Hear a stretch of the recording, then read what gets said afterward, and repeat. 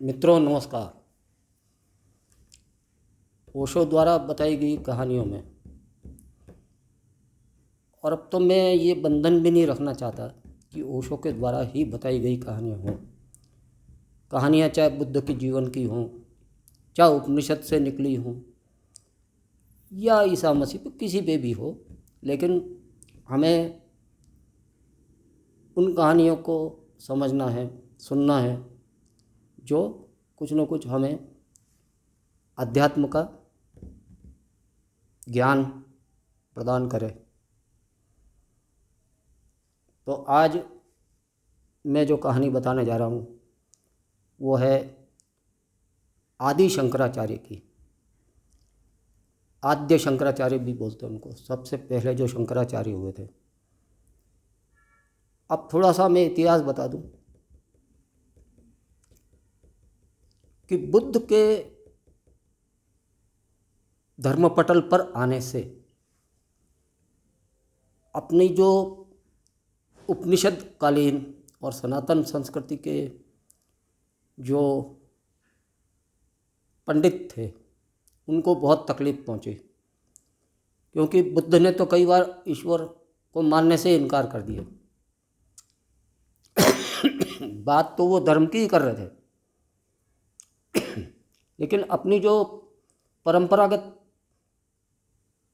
जिसे पंडित वर्ग ने हिंदू धर्म कह के बहुत ज़्यादा उछाल के रखा था, उसको बुद्ध ने एक तरह से क्षति पहुंचाई। और इसके एवज में पंडितों ने बुद्ध धर्म को भारत में पैर ही नहीं पसारने दिए। भारत में बुद्ध धर्म उतना नहीं चला जितना जापान, म्यांमार, इंडोनेशिया, यहाँ जितना पहुँचा पूर्वोत्तर में, पूर्व में, एशिया में, उतना भारत में नहीं फैल सका। अच्छा, इसमें बुद्ध की कोई गलती नहीं। बुद्ध ने थोड़ा एक अलग परिप्रेक्ष्य में धर्म को समझाने की कोशिश की, और वो किसी तरह से उपनिषद के ऋषियों से बुद्ध किसी भी मायने में कम नहीं थे। और देखा जाए तो हिंदुओं ने भी उनको एक अवतार तो माना है, इस तरह से उनको आगे भी रखा है। ऐसा भी नहीं कि बिल्कुल ही भूल गए हों। ये तो महावीर थे, भगवान महावीर, जिसका उल्लेख भी करना हिंदुओं ने उचित नहीं समझा, बिल्कुल ही भाव ही नहीं दिया। जबकि महावीर भी अवतार ही थे, अवतार के समकक्ष थे, या कह लो अवतार ही थे। वो किसी से कम नहीं थे ज्ञान में, पूर्ण ज्ञानी थे। जितना मतलब ऊंचाई तक आदमी जा सकता है वहाँ तक वो पहुँचे हुए थे, लेकिन हिंदुओं ने उनका कभी उल्लेख नहीं किया। फिर होते होते बौद्ध धर्म को काटने के चक्कर में, बौद्ध धर्म का प्रभाव वैसे तो फैला था, पर उसके कुछ गलत पहलू उभर के सामने आए, जिसकी वजह से फिर अद्वैत को स्थापित करने के लिए, जो कि अपने सनातन संस्कृति का मूल बिंदु है, वो है अद्वैत, दो नहीं, तो उसको वापस से स्थापित करने के लिए भगवान आदि शंकराचार्य ने हिंदू धर्म की कुरीतियों को हटा के और चारों दिशाओं में 4 मठ स्थापित किए और सनातन संस्कृति को वापस से ऊंचा किया। तो इसी क्रम में उनको शास्त्रार्थ करने पड़ते थे, क्योंकि अपने यहाँ के जो पंडित थे वो अपने आप को बहुत ज्ञानी समझते थे। तो ज्ञानियों को उनके साथ बैठ के शास्त्रार्थ करके उनको हराना पड़ता था, और फिर जिसकी जीत होती थी उसका मान सम्मान, फिर राजा भी उनको अपने धर्म को, राजधर्म जिसे कहते हैं, राजा जिस धर्म को मान ले वो राजधर्म कहलाता था। तो ऐसे कई धर्म, राजधर्म भी बने हैं। लेकिन उसके लिए पहले शास्त्रार्थ करना पड़ता था। आपने तो कई शास्त्रार्थों के बारे में सुना होगा।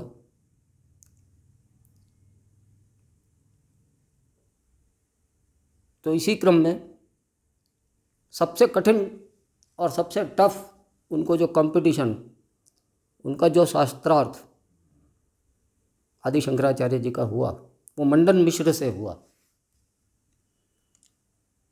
अब मंडन मिश्र पंडित था, और जैसा कि ओशो को जानने वाले जानते हैं कि पंडित और ज्ञानी में ज़मीन आसमान का फ़र्क होता है।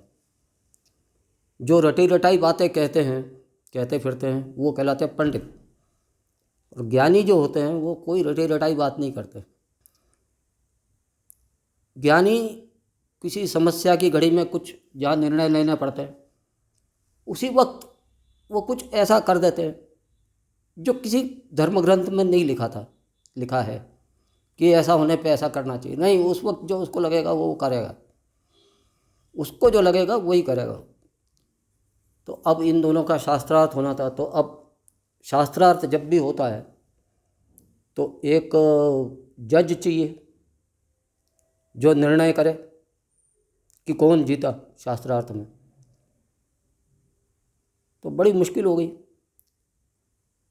फिर मंडन मिश्र की पत्नी को जज बनाना सबने स्वीकृत किया। लेकिन मज़े की बात यह है कि शंकराचार्य ने इस बात का विरोध नहीं किया कि मैं जिसके साथ शास्त्रार्थ करने वाला हूँ उसी की पत्नी उस शास्त्रार्थ की जज बने। उन्होंने नहीं मना किया। इससे भी आप ये समझ सकते हैं कि शंकराचार्य किस लेवल के संत थे। फिर शास्त्रार्थ चालू हुआ। बहुत लंबा शास्त्रार्थ चला दोनों के बीच में, और कहीं अंत होने का नाम ही नहीं ले रहा था। तो बहुत ज़्यादा जब लंबा चला तो उसको एक जगह ले जा कर के रोकना पड़ा। और फिर मंडन मिश्र की पत्नी से पूछा गया कि आपकी दृष्टि से कौन जीता है। तो उसने कहा कि शंकराचार्य इस शास्त्रार्थ में जीत गए हैं। तो लोगों ने पूछा, आपने ऐसा मतलब इस नतीजे पे आप कैसे पहुंची? उसने कहा कि तो ये जो उसने जवाब दिया वो इतना सटीक दिया, इतना सटीक जवाब दिया कि लोग हैरान हो गए। क्योंकि शास्त्रार्थ में होता क्या है कि आप अपना मत बताते हैं, अपना सिद्धांत बताते हैं, अपना ज्ञान बताते हैं, जो भी बताना चाहे, लेकिन अगला अगर उसको माने नहीं और कुतर्क करने लग जाए, कुतर्क जहाँ चालू होता है फिर वहाँ शास्त्रार्थ आगे चलने का कोई मतलब नहीं होता। तो मंडन मिश्र की पत्नी से जब पूछा लोगों ने कि कैसे, मतलब तुमने कैसे ये निर्णय जाहिर किया कि शंकराचार्य जीत गए, तो वो बोली, मैंने इन दोनों के गले में पहले ही एक हार पहना दिया था।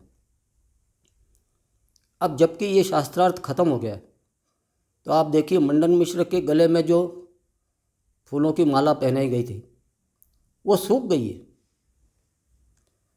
और शंकराचार्य के गले में जो माला पहनाई थी वो अभी तक वैसी ही ताज़ी है जैसे पहले थी। लोग फिर भी नहीं समझ पाए कि इसका क्या मतलब हुआ, कि सूखने और ताज़ी रहने से क्या मतलब निकला। तब उसने समझाया कि यदि आप सच्चे ज्ञानी हैं, पंडित नहीं हैं, आपका ज्ञान आपका खुद का है, तो आप सामने वाले पे उसको आरोपित करने की कोशिश नहीं करेंगे। और अगर आप आरोपित करेंगे, ये हट पकड़ लेंगे कि अगले को मेरी बात माननी ही चाहिए, कुछ भी हो जाए, क्योंकि मैं सही हूँ, तो समझ लेना कि वो चर्चा निष्फल जा रही है। यानी मंडन मिश्र को बीच में कई बार क्रोध आया, और जैसा कि आप जानते हैं क्रोध में शरीर तपता है। जिस आदमी को क्रोध आता है वो तपता है, और जो अपनी बात कहता रहता है संत के समान होता है, उसको अपनी बात मनवाने का तो जोर ही नहीं रहता, वो अपनी बात सिंपल वे में कह देता है, तो उसको क्रोधित होने की कोई ज़रूरत ही नहीं। और जिसको क्रोध आ गया वो ज्ञानी नहीं हो सकता। क्रोध आने का मतलब ये है कि आप अपनी बात सामने वाले से मनवाना चाहते हो ज़बरदस्ती। तो इस तरह का कोई प्रयास शंकराचार्य ने नहीं किया।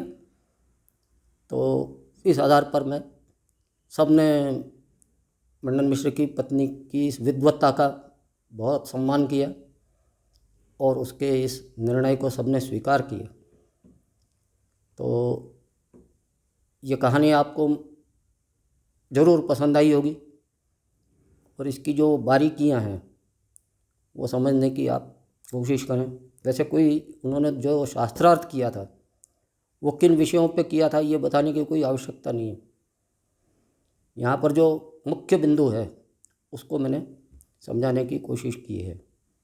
अगर आपको वीडियो अच्छा लगे तो ज़रूर लाइक कीजिए, शेयर कीजिए। धन्यवाद, नमस्ते।